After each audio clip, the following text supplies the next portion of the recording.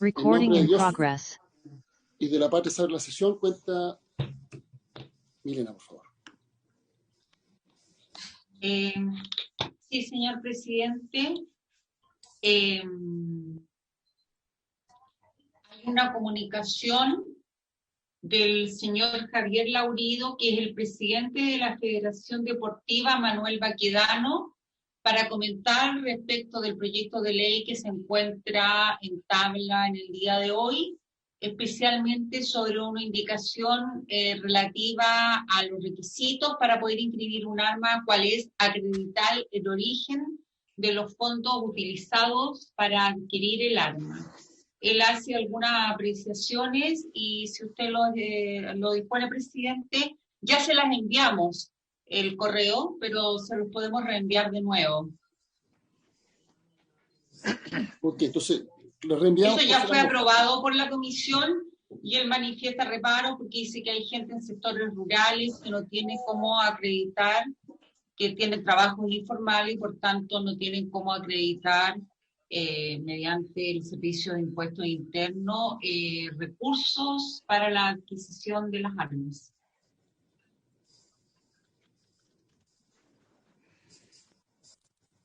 Bueno, envíalo nuevamente, le daremos, Muy bien. Le daremos una vuelta. Perfecto, entonces. ¿Hacemos pasar a los invitados? Hacemos pasar a los invitados, sí. Muy bien. Por mientras ingresan, bueno, para el día de hoy, como en otras oportunidades, del Ministerio del Interior y Seguridad Pública, están invitados el subsecretario del Interior, el señor Juan Francisco Gali, y el asesor legislativo, el señor Islas Motle, de Carabineros de Chile, el jefe de Zona de Seguridad Privada, Control de Armas y Explosivos, el general señor Raúl Aburto. Ahí dice prefecto de la prefectura de Carabineros, el coronel señor Gabriel Stuben, pero nos han avisado que no va a estar presente, sino que va a estar presente la subprefecto, la teniente coronel señora Paola Muñoz, y los asesores jurídicos señores Víctor Tudel y Miguel Beas. De la Policía de Investigaciones de Chile, el jefe de la Brigada Investigadora de Robos Suroriente, prefecto señor Juan Meyer, y el abogado del Departamento de Jurídica, el señor Héctor Miranda. Y de la Dirección General de Movilización Nacional, el director general, el general de brigada, el señor Luis Rojas, y el jefe del Departamento de Control de Armas y Explosivos, el coronel de Carabineros, señor José Manuel Benítez. Eso es, presidente. Perfecto, entonces seguimos con la tramitación del proyecto en el punto que habíamos quedado en la sesión anterior. Muy bien. Vamos a compartir el comparado del artículo 5º arter, que es relativo a la indicación número 22B. Esta indicación se le pidió las Comisiones Unidas en la sesión anterior, le pidieron al Ejecutivo una nueva redacción para esta indicación, puesto que las Comisiones Unidas estuvieron de acuerdo con imponer a los jueces la obligación de cancelar la inscripción con motivo de una condena penal o por violencia intrafamiliar. Y también en el caso de ordenar la retención como consecuencia de una medida de protección cautelar o suspensión condicional del procedimiento que impida la tenencia, posesión o porte de armas de fuego, municiones o cartuchos. Sin embargo, los miembros de la comisión solicitaron al Ejecutivo una propuesta que garantice que los jueces tendrán conocimiento de la persona de que se trate, es un poseedor inscrito. El señor subsecretario mencionó que lo usual será que el tribunal no tome conocimiento de estos antecedentes directamente, sino que la obligación será a través del Ministerio Público, cuyos integrantes sí tienen acceso a los datos. Entonces señaló que serán los fiscales quienes deberán solicitar la aplicación de la medida cautelar durante el proceso o bien la cancelación producto de la condena cuando el imputado sea tenedor de un dispositivo de fuego. No obstante, diversos señores senadores manifestaron su preocupación porque los miembros del ente persecutor efectivamente están obligados a dar cuenta de esta circunstancia a la judicatura de manera de garantizar el cumplimiento de este artículo. Y por otra parte, el senador Insulza, respecto del inciso segundo, postuló que tratándose de ciertos delitos y crímenes graves de supuestos de violencia intrafamiliar, los tenedores deberían quedar siempre privados transitoriamente del acceso a los implementos de fuego que permanecerían depósitos mientras no se dicta una sentencia. En estos contextos señaló en que hay un sujeto con tendencia agresiva, la posesión de armas de fuego significa un peligro para el resto. Adicionalmente, se dijo que una enmienda de esta característica reforzaría la aplicación del inciso primero, toda vez que al momento de la condena el tribunal ya sabrá que un individuo tiene aparatos de fuego registrados a su nombre. Ante la inquietud de la afectación del principio de inocencia con esta medida que manifestó el señor subsecretario, miembros de las Comisiones Unidas estuvieron de acuerdo en que no se afectará, ya que la tenencia, por una parte, no es un derecho absoluto, sino una facultad restringida con ciertos requisitos en el ordenamiento jurídico, y porque además el arma, en caso si la persona es absuelta, es devuelta, y entonces se trataría de una medida transitoria y por tanto reversible. Ante esto, el Ejecutivo presentó la nueva propuesta que está en este comparado que hemos preparado, que está solamente el artículo 5 ATER, en que lo rojo es lo nuevo que el Ejecutivo propone respecto de la indicación original. Si le parece, señor presidente, la leo. Adelante. Artículo 5 ATER. Si el poseedor o tenedor de un arma de fuego inscrita es condenado por crimen o simple delito o por infracción a la ley número 1066 de violencia intrafamiliar, el tribunal ordenará la cancelación de todas sus inscripciones de arma de fuego en la sentencia definitiva. Dicha resolución deberá comunicarse a la Dirección General de Movilización Nacional en el plazo de 24 horas desde que ella se encuentre firme o ejecutoriada para su cumplimiento. Si durante el procedimiento judicial a que se refiere el inciso anterior se hubiera decretado alguna medida de protección cautelar o la suspensión condicional del procedimiento penal que impida la tenencia, posesión o porte de armas de fuego, municiones o cartuchos, estos serán retenidos provisoriamente por orden del tribunal respectivo y remitidas directamente a los depósitos señalados en el artículo 23 según corresponda. El tribunal correspondiente deberá emitir esta misma orden en la resolución que cite a audiencia de preparación de juicio al haberse presentado acusación y al dictarse sentencia condenatoria en tanto ésta no se encuentre firme o ejecutoriada. Para tal efecto, el juez deberá ordenar en la misma resolución que decrete la medida de protección o cautelar o la suspensión condicional del procedimiento penal, cite audiencia de preparación de juicio oral o dicte sentencia condenatoria, el retiro inmediato de dichas armas y municiones o cartuchos por parte de cualquiera de las policías, autorizándose a estas, en caso de negativa de entrega, al ingreso al lugar donde el arma se mantiene. Dicha resolución deberá comunicarse a la Dirección General de Movilización Nacional en el plazo de 24 horas de su dictación.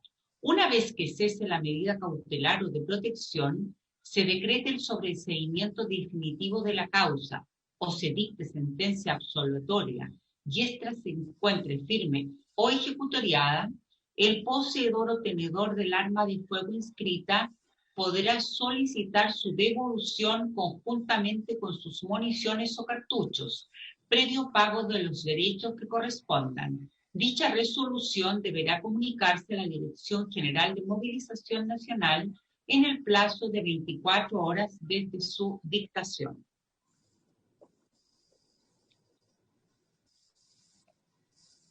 Se ofrece la palabra.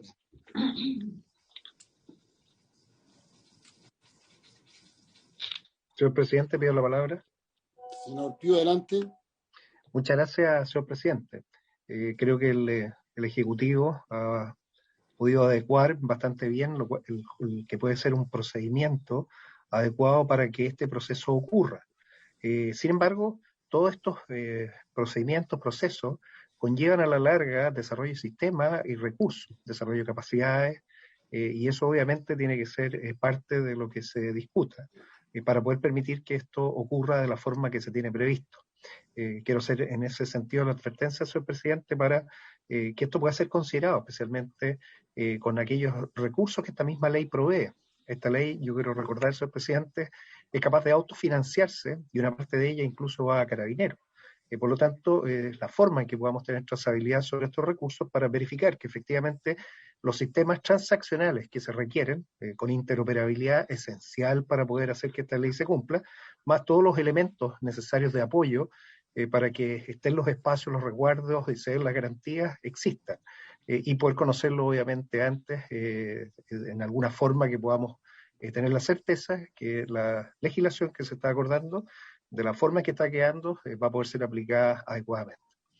Eso sería, señor presidente, dicho. Muchas gracias. Se ofrece la palabra.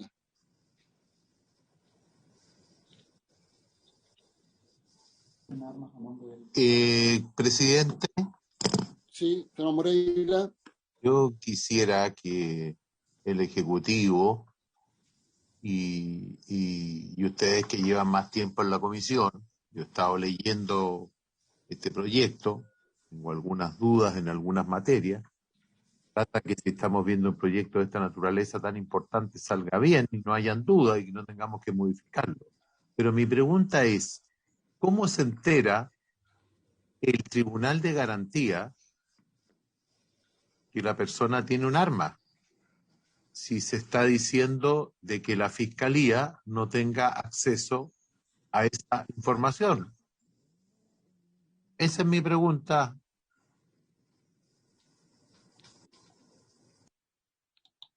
No sé si el Ejecutivo puede contestar la pregunta del senador Moreira.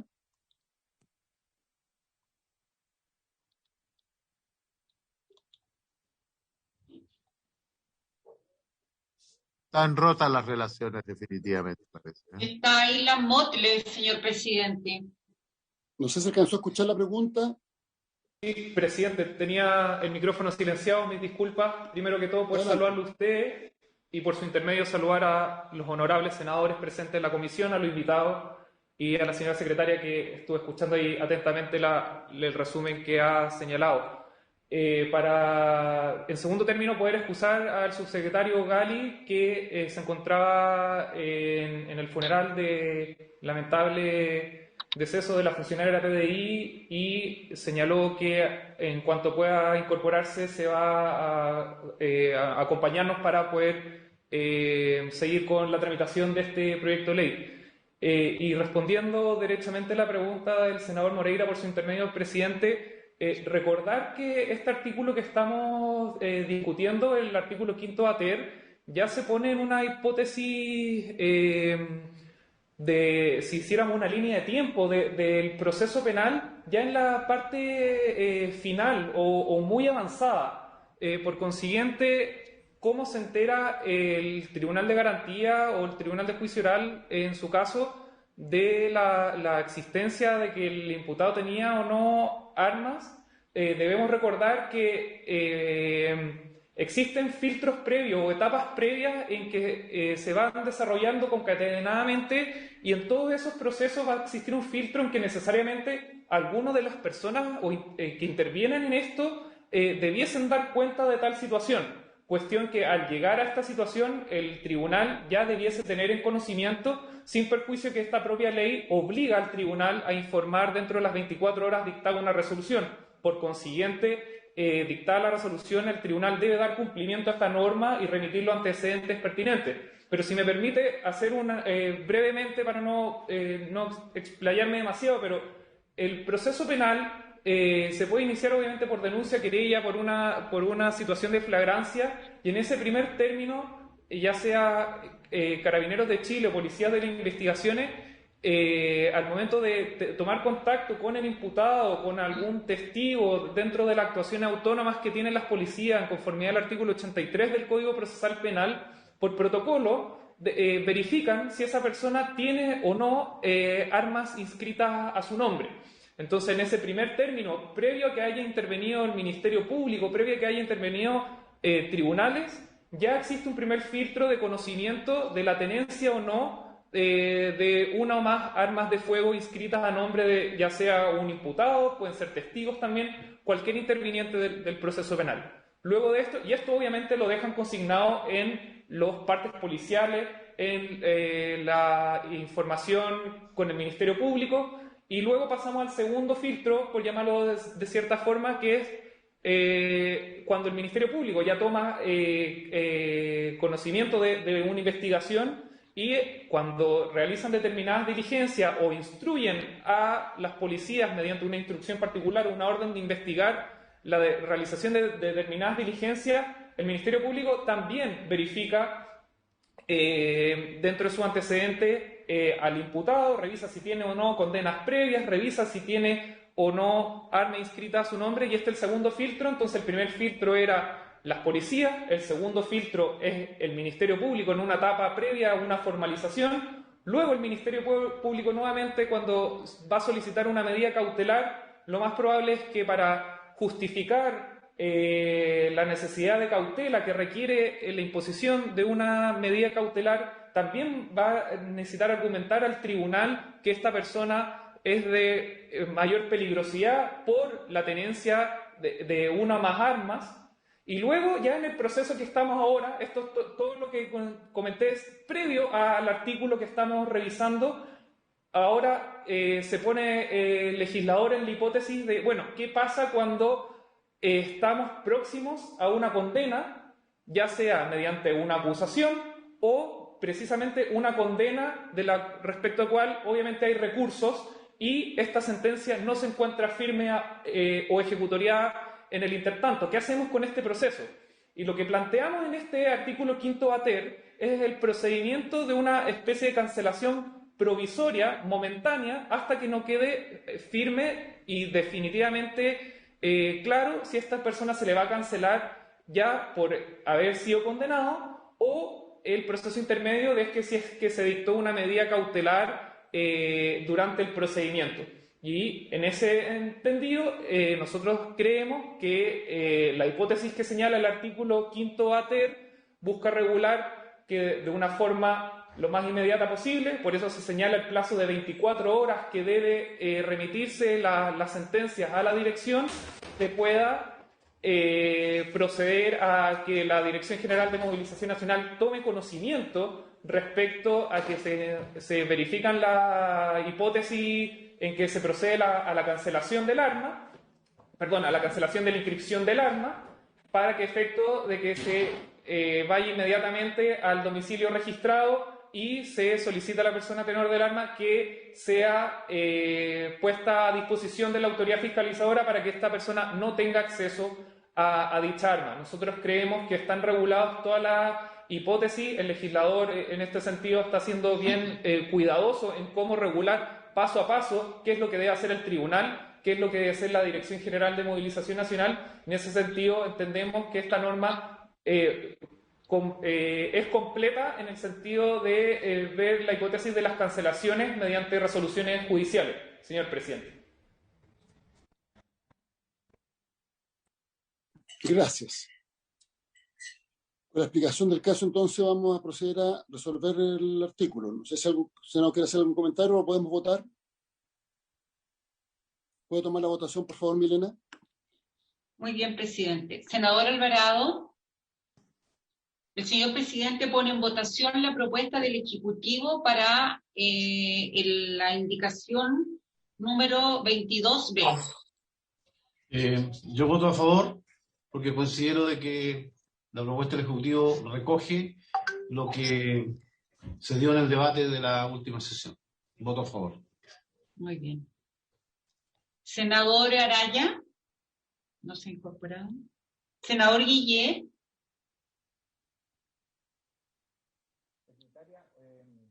Senador Buenchumilla. Está hablando Alejandro, parece que no se escucha. Alejandro, ¿hay problema? Sí, le tomo al final, presidente. Senador Insulza. Le voto a favor. Senador Cas. A favor.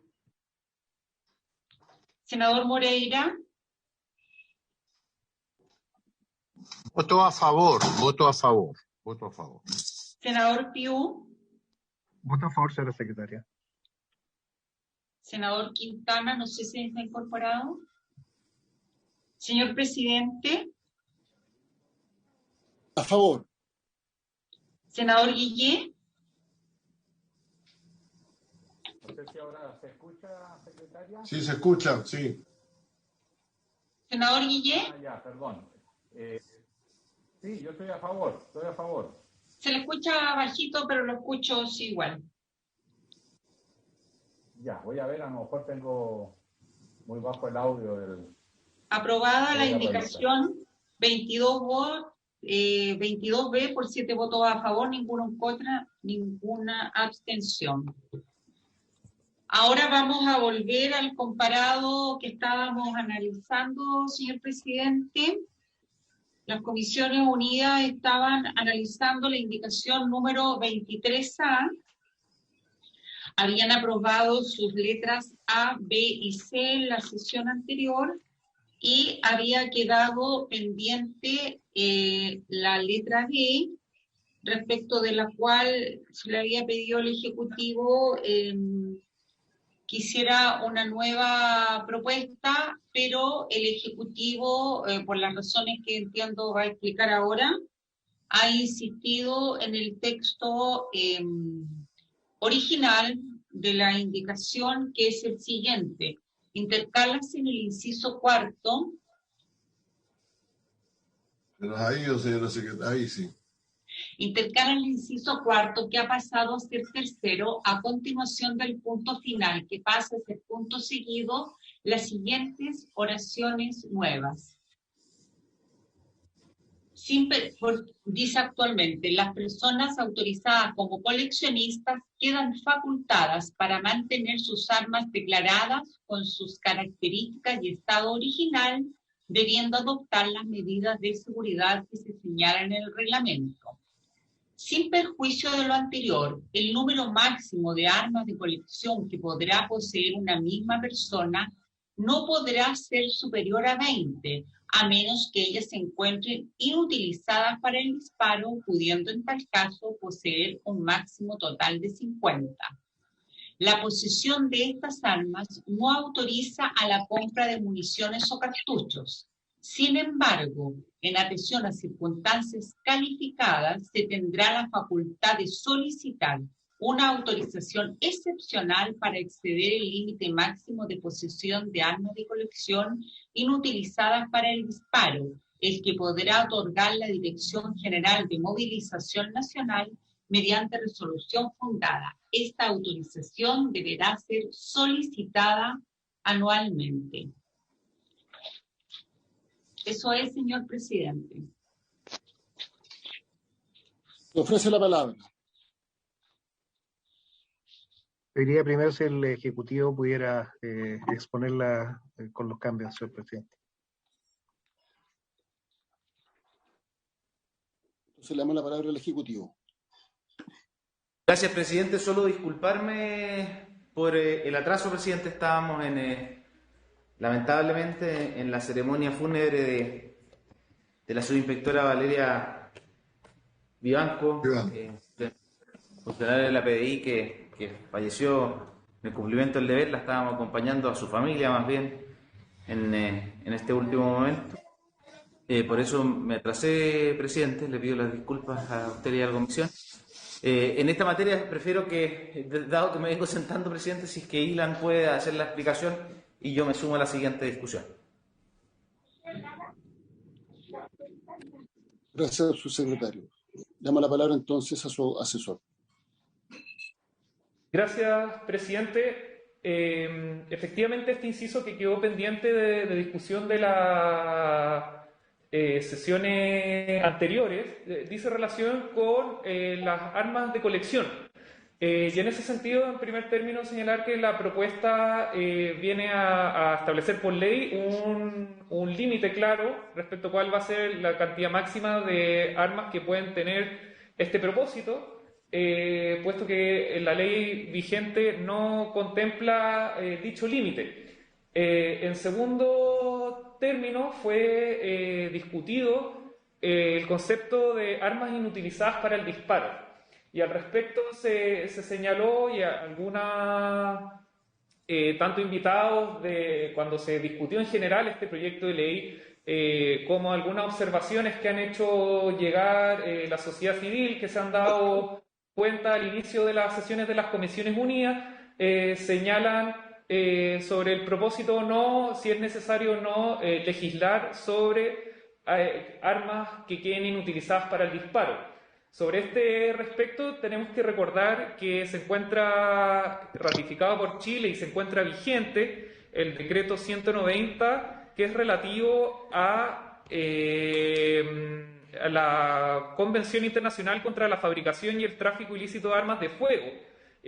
Por consecuencia, el artículo 9 de su anexo, que se señala expresamente sobre las armas inutilizadas para el disparo, hace una referencia a la necesidad de los estados que han firmado este acuerdo internacional ver la forma de cómo se va a entender las armas inutilizadas para el disparo, si se entienden o no como armas de fuego, y tenemos que señalar que efectivamente al tenor del artículo aprobado o artículo segundo, no se va a entender como arma de fuego aquella arma inutilizada para el disparo, porque precisamente cumple con los requisitos que se definieron originalmente. Sin perjuicio anterior, es necesario contar con una norma que regule cuál va a ser la situación de estas armas, porque pasar un arma de fuego a un régimen sin regulación, estimamos que es riesgoso por la trazabilidad que se le puede hacer a esa arma. Dado lo anterior, lo que sugiere esta norma es poder entender que las armas inutilizadas para el disparo también van a ser consideradas como armas de colección. Este es el propósito de esta norma, y facultándose también que si aquellas armas están inhabilitadas para el disparo, se faculte también tener una mayor cantidad, porque evidentemente un arma inutilizada para el disparo reviste menor riesgo que una arma que sí está habilitada para disparar. Finalmente, señalar que sin perjuicio que se establecen límites máximos de la cantidad de armas que se pueden tener en uno u otro caso, consideramos también poder dar una pequeña flexibilidad a la norma, y en casos excepcionales, aquellos coleccionistas que acrediten ante la Dirección General de Movilización Nacional que su colección, dada su entidad o dada su cantidad, su valor histórico, valor patrimonial, hacen aconsejable mantenerla como tal, y excediendo este número se pueda solicitar anualmente un permiso especial a la Dirección General de Movilización Nacional para que sea esta última entidad la que se pronuncie sobre aceptar o no dicha solicitud. Y acá la innovación que estamos haciendo es que precisamente aquellos que están interesados en mantener sus colecciones intactas sin alterar su número, sean los que deban acreditar ante la autoridad la necesidad de aquello. Por consiguiente, consideramos que con eso se logra compatibilizar tanto establecer límites máximos de cantidad, pero también en casos excepcionales, aquellos que estén realmente interesados y cumplan con los propósitos que la Dirección General de Movilización Nacional establezca, puedan estar autorizados para aquello. Gracias, presidente. Gracias. Mire, la duda que yo manifesté en la sesión pasada es que estamos hablando de 20 armas que no están inutilizadas. No inutilizadas, sí. Con ese criterio, yo puedo decir, yo soy un coleccionista de armas y colecciono armas de última generación y puedo tener literalmente un arsenal en mi casa. Entonces yo tengo las dudas respecto de este punto, porque en el caso de las armas inutilizadas no hay ningún inconveniente, pero en el caso de las armas que no están inutilizadas, ¿cuál sería la lógica para tener 20 armas? Claro, uno se imagina coleccionista, ya tiene un arma en la guerra del Pacífico, pero una persona perfectamente podría decir que soy coleccionista de armas y tengo armas de última generación y tengo 20 armas aptas para el fuego. ¿Constituye esto una norma razonable? Le pregunto al Ejecutivo.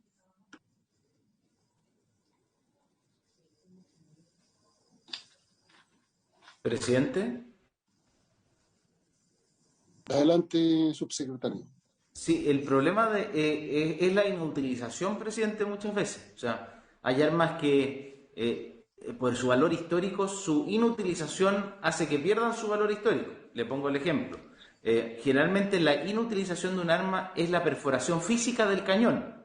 Muchas veces se le hace, por decirlo coloquialmente, presidente, se le hace un hoyo al cañón del arma. ¿Ah? Pero eso claramente afecta el valor patrimonial que tiene esa arma, porque ahora no es un arma original de la Guerra del Pacífico, sino que es un arma de la Guerra del Pacífico que tiene un hoyo.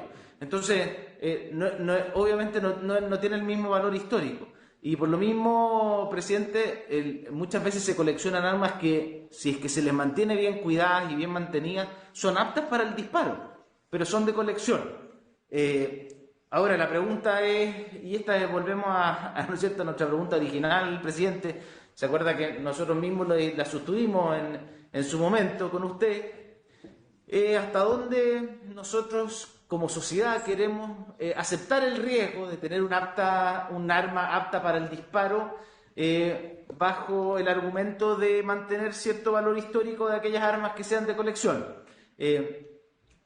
Esa es una discusión más bien de política, ¿no es cierto? Al final hay que tomar decisiones, presidente, y por eso la propuesta que hay sobre la mesa es que la decisión para minimizar el riesgo o mitigarlo es ponerle un límite máximo de armas que esta persona pueda tener con número. ¿Se fija? Y ese número lo fijamos en 20, siempre que esas sean armas de colección, y en 50 si es que son inutilizadas.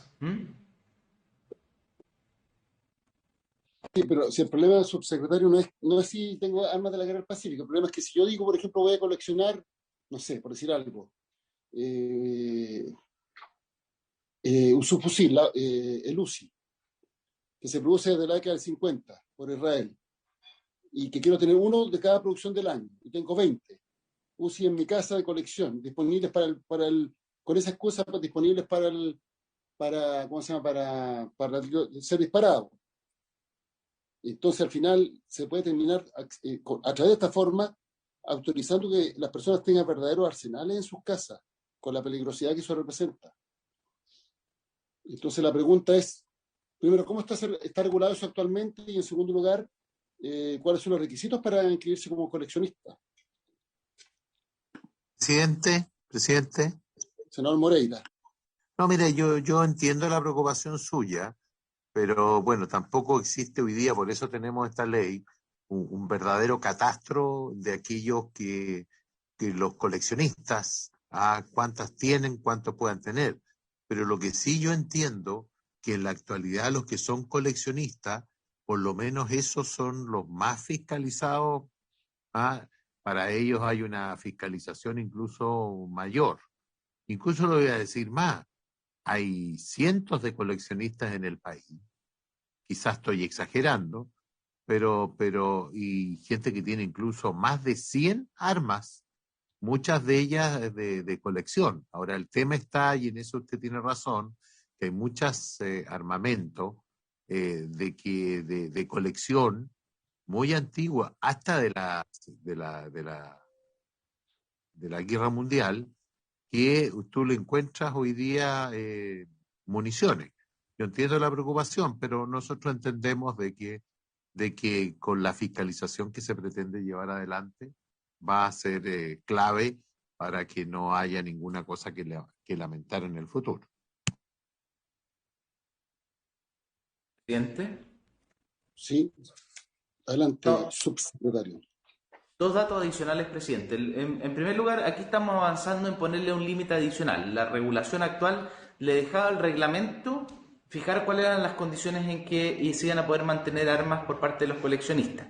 Eso está hoy día en el reglamento. Sin embargo, lo que estamos haciendo es elevando el estándar en términos legales. Es decir, ¿qué es lo que vamos a entender como coleccionista? También va a quedar para el reglamento. Sin embargo, aun cuando los entendamos como coleccionistas, les vamos a permitir como máximo un número de 20. Y ojo, presidente, que la calidad de coleccionista tiene dos limitaciones. Además del número, tiene dos limitaciones. La primera es que no permite comprar municiones. porque en teoría usted no tiene esa arma para dispararla, por lo tanto no le habilita para comprar municiones el hecho de ser coleccionista.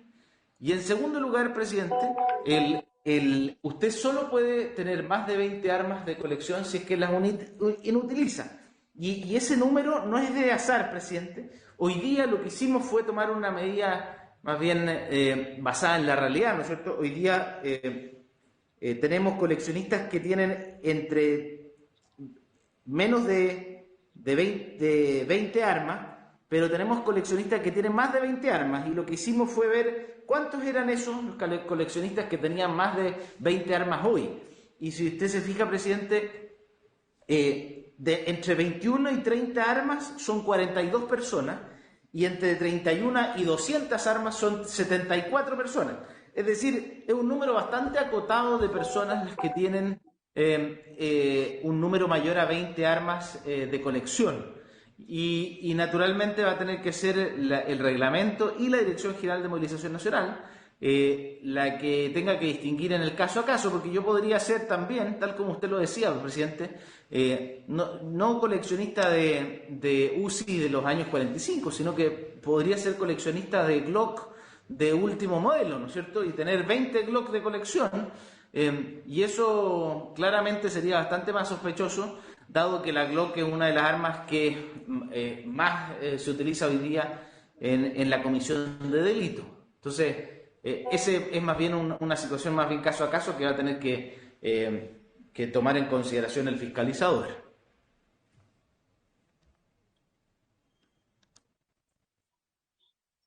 Perfecto. ¿Se ofrece la palabra?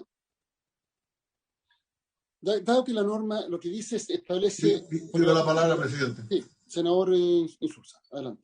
Sí, presidente, la verdad es que a mí debo confesar que me resulta difícil imaginar que alguien quiera tener 100 armas de fuego en su casa. Y la verdad es que es difícil prejuzgar sobre esto, pero yo entiendo que así como existen colecciones de instrumentos de tortura, también podrán existir colecciones de armas, ¿no? Lo importante es que nos aseguremos que no se usen. Por lo tanto, yo no tengo ningún inconveniente en que en el máximo total, si están inutilizadas, no tengo ningún inconveniente.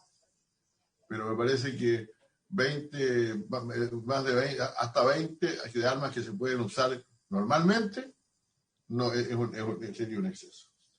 Ahora, hay una posibilidad que se diga algo distinto, que no inutilizada, sino no sé, algo que no se puede disparar, que no se pueda disparar con ella. Si el problema es el valor que tiene el arma y se va a desvalorizar porque no se puede disparar con ella, cosa que me parece más terrible todavía. Pero yo la verdad es que me asalta la duda del límite de personas, de armas que pueden tener no inutilizadas las personas. ¿Cuántas van a tener inutilizadas? Bueno, eso ya es parte de otro asunto. Ya no son armas de fuego, en el sentido de que si no pueden ser disparadas ya no son armas. Y el ejemplo que pone el señor subsecretario con la colección de Glocks me parece francamente, me crea más escalofrío todavía, presidente. Yo creo que hay un problema porque si la ley establece 20 y la Dirección General puede ampliar eso, no puede ampliar la inutilizada, entiendo, ¿no? Que son las 50. Señor presidente, Sí. la letra siguiente dice que para los efectos los dispuestos en esta ley son armas de colección aquellas permitidas, nuevas o usadas, aptas o no para el disparo, que por su estética, diseño, lugar o año de fabricación, interés histórico, características especiales, línea secuencial de fabricación, mecanismos especiales u otras características distintivas sean calificadas como tales por la Dirección General de Movilización Nacional. Las armas antiguas, esto es, las fabricadas con anterioridad al año 1900, se considerarán siempre como de colección, pero ahí efectivamente pueden ser armas de colección y ser nuevas y aptas para el disparo, según la letra siguiente. Y de esas pueden ser hasta 20. Yo quiero mi opinión. Yo soy contrario a esta norma. Me parece que esta norma abre, o sea, porque incluso en el caso de que esto lo regule el reglamento, por lo menos la autoridad política tiene una atribución que puede ir viendo cuánto abre o cierra las llaves, de acuerdo a cuántas personas se van inscribiendo. Pero si nosotros en la ley establecemos este límite de 20, las personas van a decir que están ejerciendo un derecho a tener 20. Y ante eso la autoridad no va a poder hacer nada. Entonces vamos a estar utilizando verdaderos arsenales que pueden utilizarse con una finalidad distinta, aunque formalmente correspondan a coleccionistas. O sea, creo que esta norma no tiene mucha lógica en relación a todas las otras restricciones que hemos establecido antes. Presidente. Senador Alvarado. Gracias, presidente. A mí lo que me hace un poquito de ruido respecto a esta norma es de que al poder considerar como elementos o armas de colección aquellas que estén aptas para el disparo, es una forma indirecta. O sea, si lo pensamos bajo el principio de la buena fe, todo funcionaría perfecto. Pero bien sabemos que somos muy amigos de buscar los resquicios, ¿ah? Y eso es fácil de demostrar en todo tipo de legislación. Se abre una ventana y se utiliza dentro de ese marco. En consecuencia, a mí lo que me hace mucho ruido es de que estamos siendo sumamente estrictos. ¿Quién puede tener un arma? Que tiene que ser debidamente calificado, el número de armas que puede tener, pero por esta vía, indudablemente que se abre una ventana que puede ser peligrosa. Entonces yo le pedí al Ejecutivo que si pudiésemos dejar este artículo pendiente para darle una segunda o tercera mirada y no nos quede algo que después nos arrepentamos en orden a que precisamente esa buena intención de tener las armas de colección al final del día se mal utilice por algunas personas que no actúan bajo el principio de la buena fe. Entonces yo creo que sería prudente que lo analizáramos con más profundidad o con más detalle. Presidente, la palabra. Senador Piu. Muchas gracias, señor presidente. Primero, precisar que esta ley lo que hace es regular la existencia de los coleccionistas. No cualquier persona se puede arrogar el ser un coleccionista. Eso requiere, y hay un control, y va en un registro, y tener ciertas aptitudes especiales. Las armas, al igual que muchos otros objetos que se coleccionan, requieren de una investigación. No es que sea por tener armas. Y esa investigación se hace durante una vida, y es parte de una pasión, y por eso existen los curadores, aquellos que eligen las piezas más adecuadas. Es más, estas piezas están en el mercado mundial y también bajo control se puede acceder a ellas. Existe todo un mecanismo para poder adquirir este tipo de piezas. En Estados Unidos clasifican las antiques, las antigüedades, por ley, aquellas que son anteriores a 1889, básicamente siglo XIX, lo que sería nosotros guerra del Pacífico. Ellos han tenido varias guerras y obviamente hay una cantidad de armamento que está en estos momentos circulando de coleccionistas importante. Pero un coleccionista no es una persona que haga un mal uso de ese armamento y por eso se preserva y se trata de preservar la condición original del armamento. Eso es lo que busca de alguna manera la ley. Yo valoro que exista el control de los coleccionistas, saber quiénes son efectivamente, si tienen el conocimiento, la destreza, los recursos necesarios para poder sostener estas colecciones que no son baratas. En general, las armas de colección es algo bastante exclusivo y por eso la data que nos entrega el subsecretario es muy valiosa. La cantidad de personas es menor, es mínima, y obviamente se van a mantener en esos términos porque no es algo que sea fácil ni tampoco barato llevar adelante.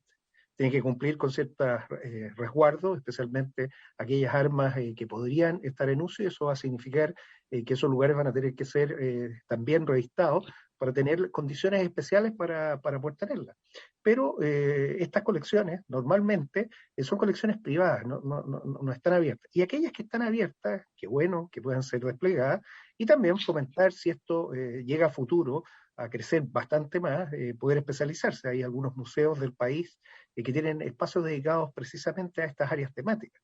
Es un área de conocimiento, de evolución, en donde se ve el trabajo de los artesanos. Y ahí está el orfebre, el armero, la persona que fue capaz de crear estas piezas y que también se reconoce en este trabajo.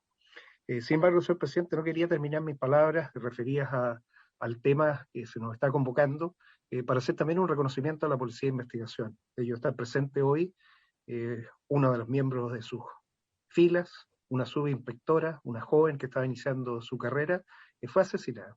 Fue asesinada por un arma, esta que probablemente no sabemos el origen, y por eso sería interesante también poder verlo. Yo espero que en el horario de sala se pueda hacer un minuto de silencio por ella. Sí, Pero está pedido. reconocer, por supuesto, reconocer el esfuerzo que ellos están haciendo en la calle en este minuto, entendiendo que es una profesión de riesgo, y por eso queremos que esta ley quede muy bien hecha, entendiendo las diferencias que cada uno tiene. Este momento lo que estamos discutiendo ahora es de coleccionistas, que son personas reconocidas, que es un grupo, entre ellos se conocen, que intercambian información, no es cualquiera. Por lo tanto, el entender que ese es el criterio regular y obviamente poner las medidas que sean necesarias para que estas colecciones queden a buen resguardo y podamos saber de ellas y poder custodiarlas. Eso sería, señor presidente, dicho. Muchas gracias. Presidente. Presidente, pido la palabra. Le pedí la palabra, presidente. Senador Moreira y después senador Insulza. Ya. No, solamente yo quisiera dejar establecido lo siguiente por las aprensiones que tienen los distinguidos parlamentarios.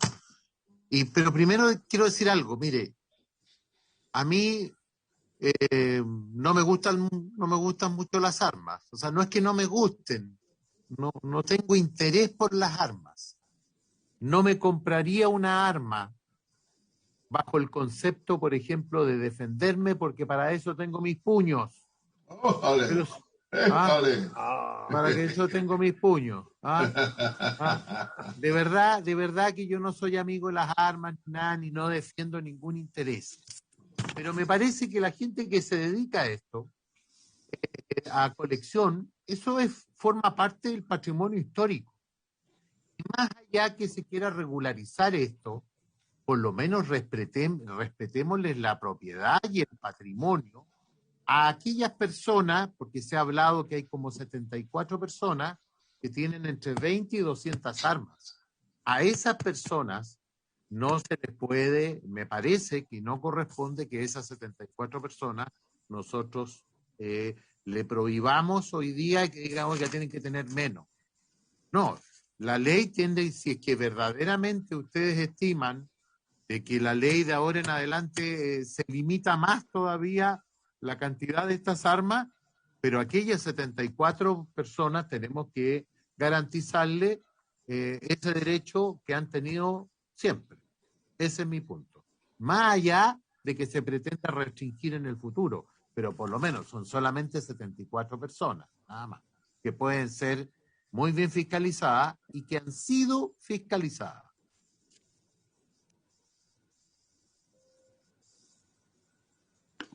Presidente. Sí, adelante. Presidente, la verdad es que yo todavía no entiendo si se está planteando la posibilidad de que una persona, a pretexto de ser coleccionista, tenga 20 armas nuevas en su casa. Yo no creo, o sea, mire, no cuesta nada.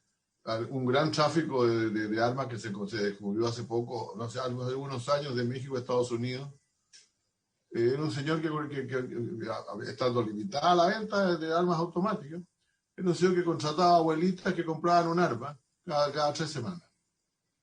Y las iban esto se amontonaba y se traficaba después.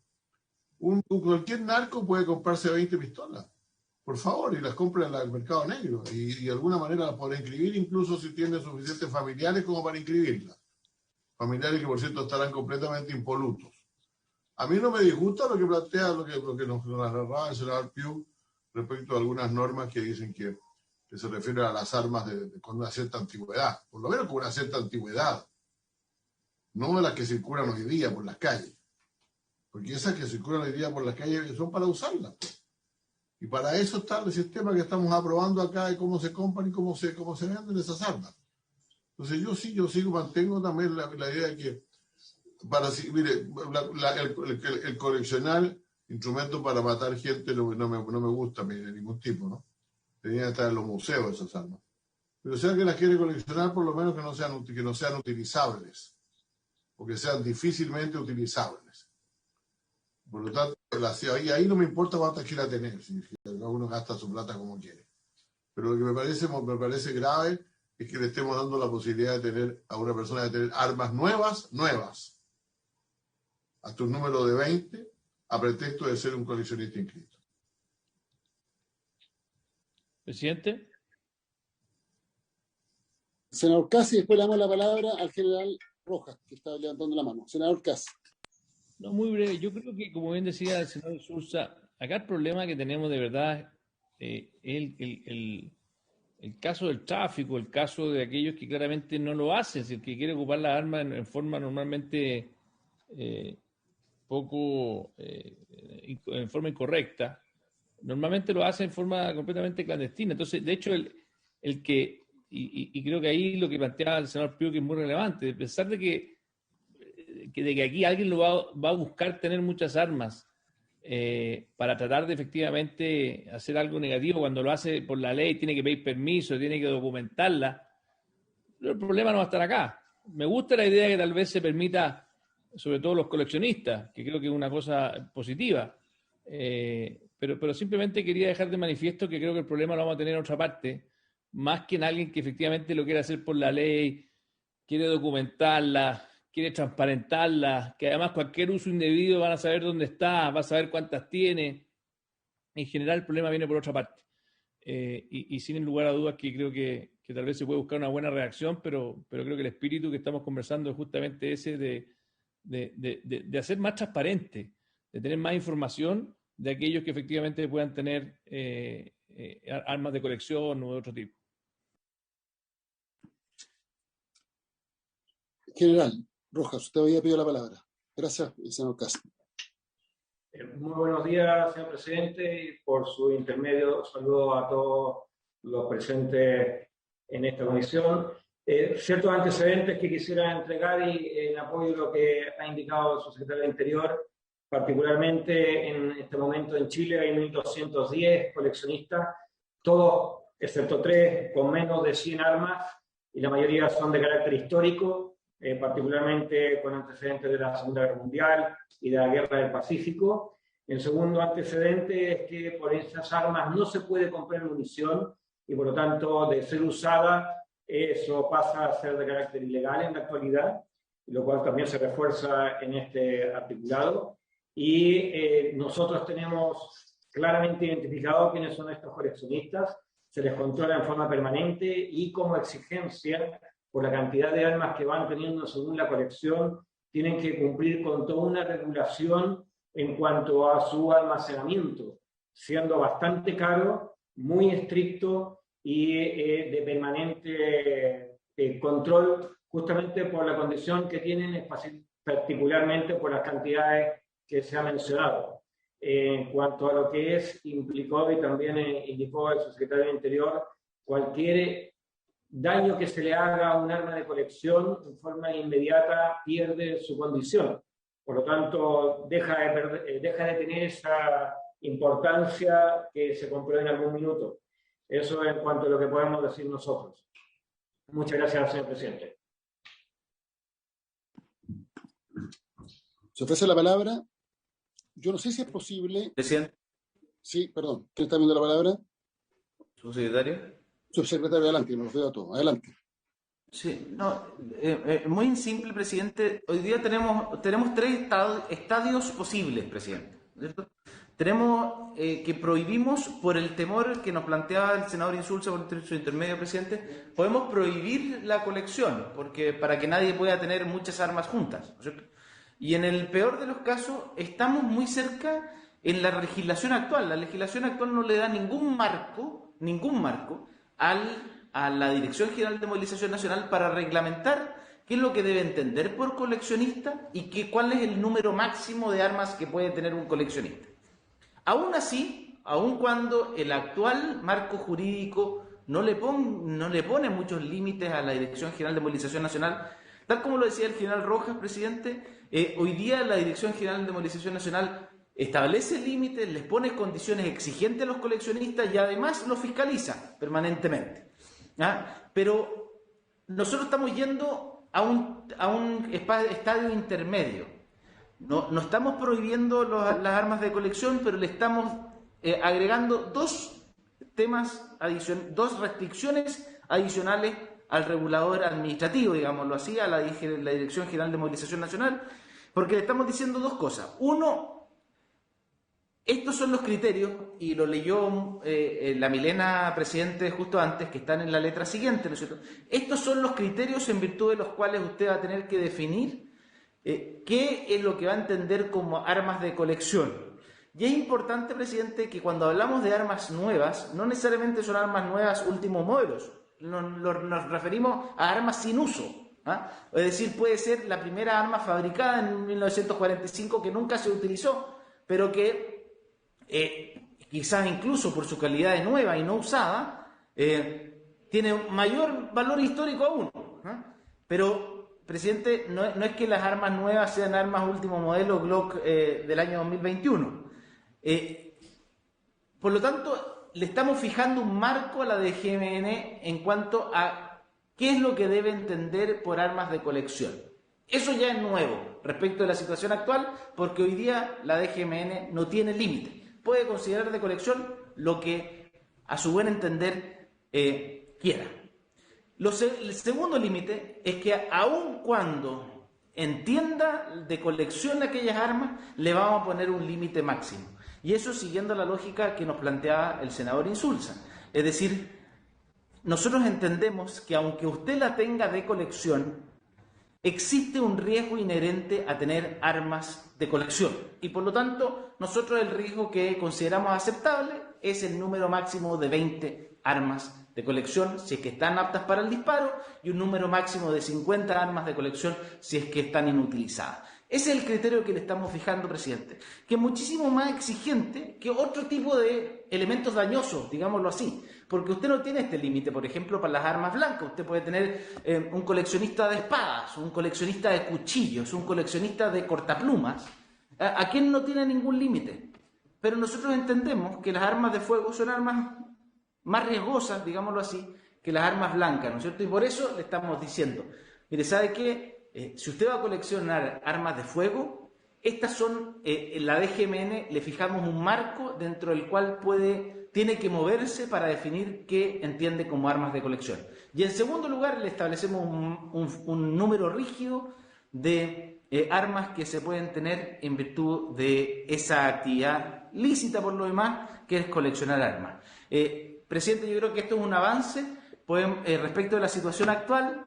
Efectivamente, estamos incurriendo en algún riesgo, pero, presidente, yo creo que para evitar que personas se camuflen, ¿no es cierto?, como coleccionistas para fines ilícitos, creo que es un supuesto bastante poco plausible, en el sentido de que esto lo somete a una regulación especial, los pone en el foco de la fiscalización y además no les permite adquirir municiones.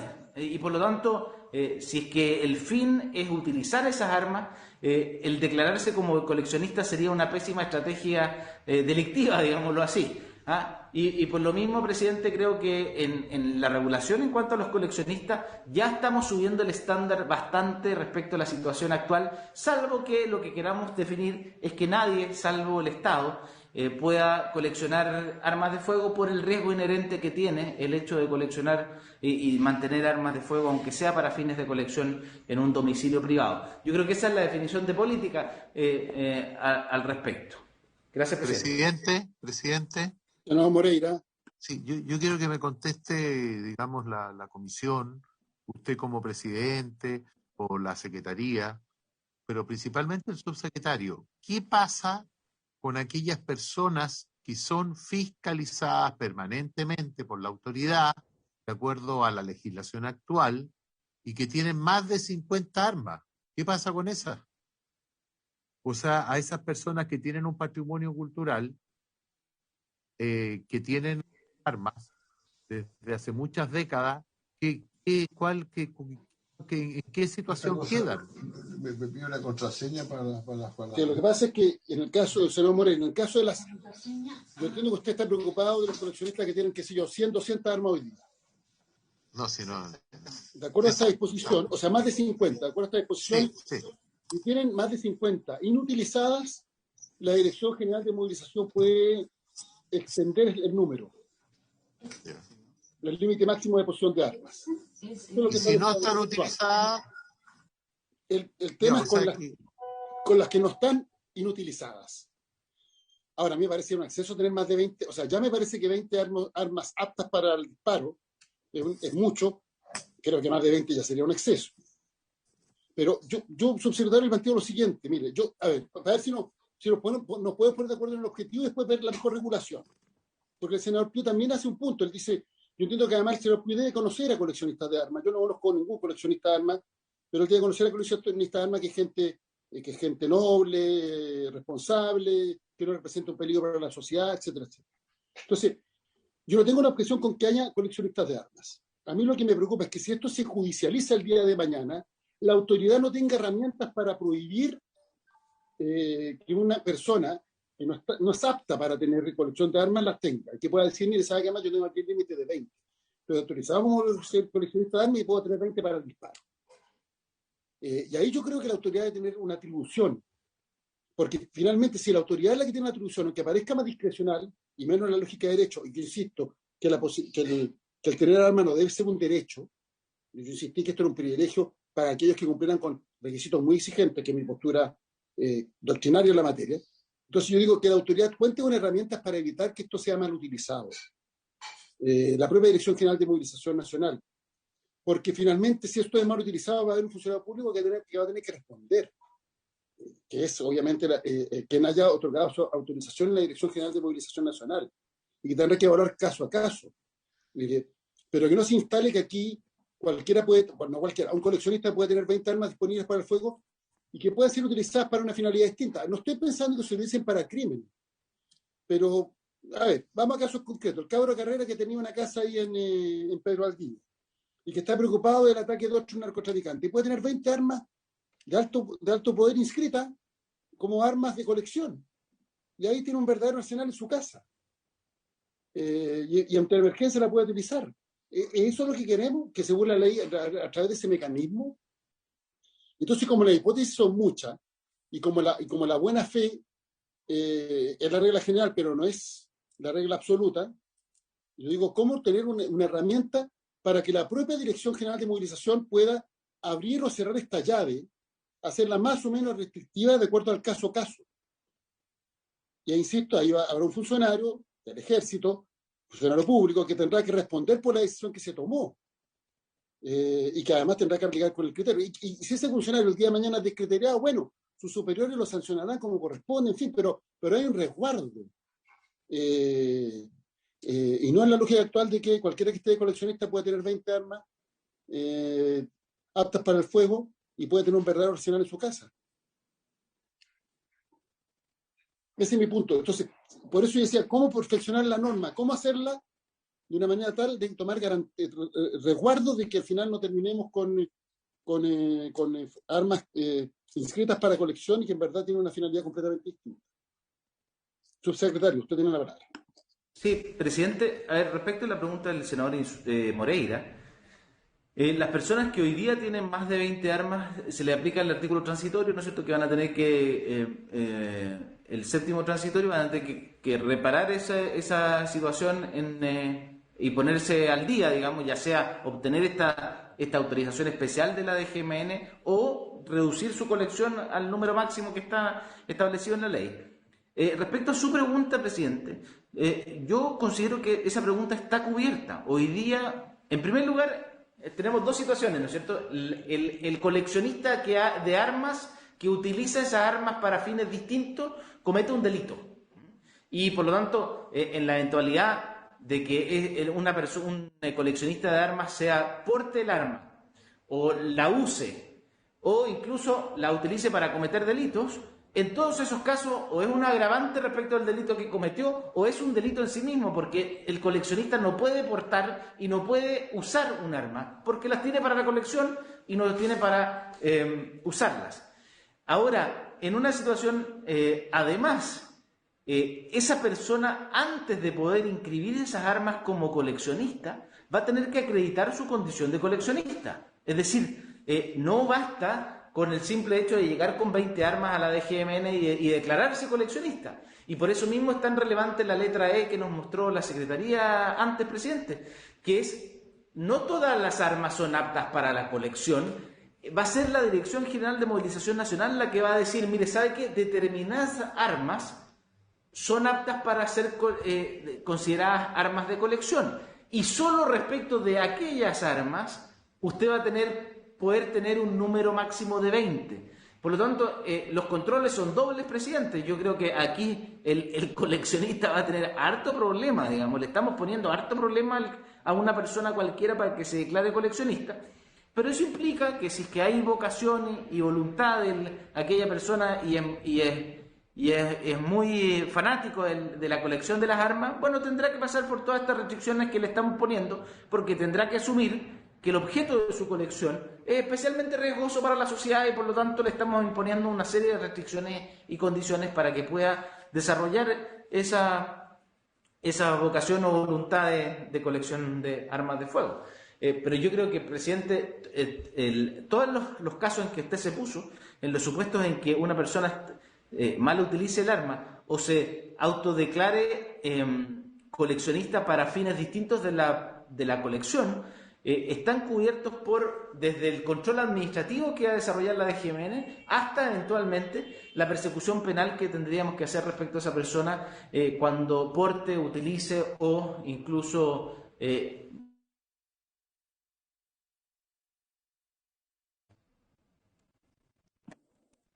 se ofrece la palabra. Perdón, yo entiendo, subsecretario, que la autorización para exceder este límite solo se refiere a armas armas inutilizadas. No tengo los anteojos, porque la letra me queda un poquito chica, la letra de la pantalla, pero... No, presidente, recuerde que este artículo limita, ¿no es cierto?, a dos armas, el inciso primero del artículo 7º, limita a 2 armas por persona. Esa es la regla general. Sí. Y en el inciso que estamos tratando, lo que estamos diciendo es, en este caso, las personas autorizadas como coleccionistas pueden exceder ese número máximo, que es la regla general de 2 armas, para llegar a 20, pero siempre que esas armas sean aquellas consideradas como armas de colección. Por eso le digo que aquí hay una excepción dentro de la regla general que fija el límite máximo en 2 las armas.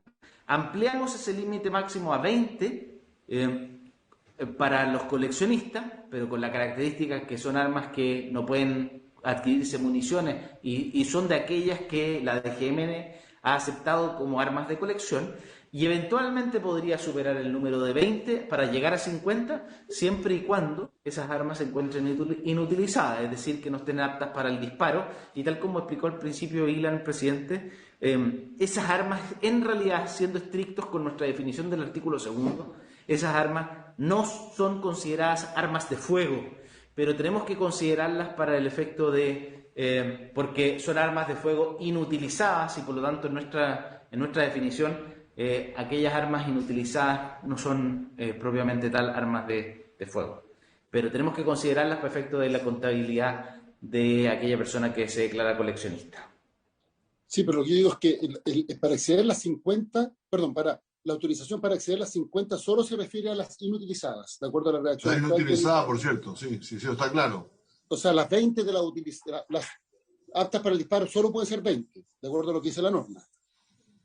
Así es. El senador Moreira plantea la hipótesis de que hubiera más de 20 aptas para el disparo, entiendo.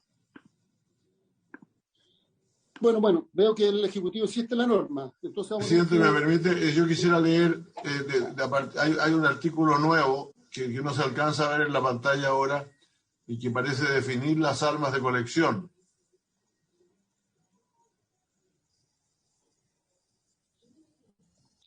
Sí, ¿usted lo puede leer? Sí.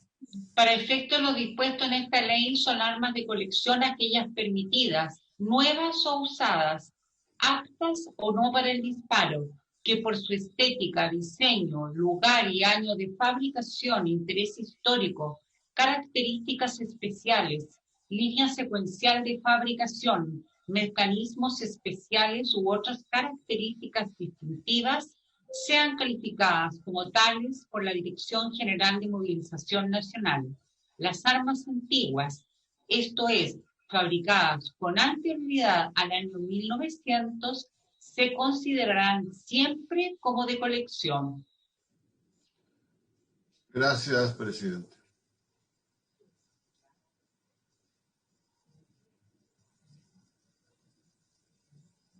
vamos a tener que resolver el artículo. Vamos a someterlo entonces a votación, Milena. La letra D, señor presidente, somete a votación. Sí. Entiendo que la letra de las 20 y de Entiendo las que no hay 50 disposición de años, ¿no? cambio por parte del Ejecutivo de la redacción. Senador Alvarado. Perdón, Milena. Sí. No, presidente, es que o sea, nosotros estamos abiertos a cambiar la redacción, pero creo que el sentido está encubierto. No quiero parecer como que no quiero cambiarlo, presidente, sino que al revés, creo que está cubierto. Esta redacción fue justamente producto de la discusión y creo que están cubiertos los flancos que teníamos, salvo que quisiéramos reducir el número. Y lo que sí le sugiero, presidente, si me permite, es votar conjuntamente las letras D y E, porque creo que la letra E complementa en el sentido de limitar aún más el concepto de armas de colección y por lo tanto da digamos, alguna garantía a lo que plantea el senador Insulza en cuanto a que no cualquier arma puede ser inscrita como de colección. Y una fórmula que sea la siguiente: que se puedan tener 10 armas aptas para el disparo, o 5, ampliable hasta 20 con autorización de la Dirección General de Movilización, y 50 no aptas para el disparo, ampliable a lo que determina la Dirección General de Movilización. O sea, entreguémosle la herramienta a la Dirección General de Movilización para evaluar. Yo confío en que el funcionario de la Dirección General de Movilización, y en este caso el general Roja, o que lo reemplace en el futuro, va a instruir para que se aplique el criterio correspondiente. Pero no, porque mi temor es que se parte de 20 y 20 el techo y 20 el piso. Entonces, por último, 5 o 10, ampliable a 20. Sí, así lo no tengo problema, presidente. Me parece bien. Pero no es redacción. Me parece que se trabaja una redacción de esa naturaleza. Entonces, se mantienen los mismos guarismos que usted plantea como máximo: 20 en utilizable, 50 en no utilizable, no aptas para el disparo, pero ampliable y reduciendo, digamos, lo que... A ver, no, presidente, usted decía podríamos decir que es más automático, entre comillas. No puede ser superior a 10. La utilización por ejemplo. Digamos, no puede ser superior a 10 y cuando... ampliable a 20. Puede 50 y sin embargo se pueden ampliar a 20 o a más de 50 en ambos casos. A 20 la utilizable y a 50 la otra. ¿Puede ser esa fórmula? Me parece bien. Presidente. Sí, adelante. Yo suscribo su preocupación. Yo creo que en el fondo tiene una mezcla de flexibilidad que permite hacerse cargo de los casos donde uno quiere más flexibilidad. Incluso podríamos ser 10 y que al igual como en el otro caso, que cualquier aumento sobre 10 tenga que ser autorizado. O sea, en el fondo, el principio suyo me gusta, de que haya un ente que controle que sea para buen uso y no para cualquier tontera. Y que se hagan responsables los que autoricen además. Claro. Entonces, si es posible trabajar esa fórmula, subsecretario, para la próxima sesión la traen redactada, ¿le parece? Perfecto, gracias, senador Cas. Pasamos entonces al tema siguiente. Señor presidente, ¿le parece que terminemos viendo esta indicación por si hay otra objeción o planteamiento para que el Ejecutivo lo recoja?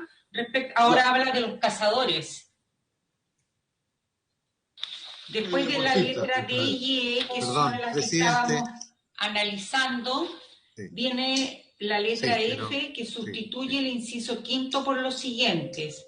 Los cazadores y deportistas podrán inscribir aquellas armas que correspondan a la naturaleza y clase de caza o deporte que efectúen con un límite de 6, no pudiendo sus armas ser automáticas o semiautomáticas. Lo que está destacado en rojo es lo que se cambia en relación al texto vigente, que habla solamente de los cazadores y no señala límite de armas respecto de cazadores y ahora de cazadores y deportistas. Ya, lo que pasa, presidente, que son las 2 de la tarde y tenemos otros compromisos, entonces... Bueno, ahora entonces vamos a dejar este pendiente para la próxima sesión. De acuerdo, presidente. Si quisiera... en el marco de lo que planteó el senador Piu, transmitir la Policía de Investigación a nuestras condolencias por el asesinato, el homicidio de una funcionaria muy joven, además, y parece que era una corta carrera, pero muy destacada. Y quisiera plantear que le propongamos a la presidenta del Senado, si es posible, iniciar la sesión de hoy con un minuto de silencio. Sí, correcto. En homenaje a la funcionaria de Así lo acordamos ayer en la reunión también de seguridad. De seguridad, sí, efectivamente. Ah, perfecto. Entonces sería de parte de nuestro para la funcionaria Valeria Vivanco. Muy bien. Y lo solicitamos a la presidenta del Senado para la sesión de día. Perfecto. Subinspectora Valeria Vivanco. Subinspectora Valeria Vivanco. Perfecto. Entonces, así iniciaríamos la sesión de hoy. Bueno, habiéndose cumplido el objeto de la sesión, se levanta y quedamos convocados para el próximo martes. Muy bien. Recording stopped. Hasta luego. Presidente, buenas tardes. Muy bien.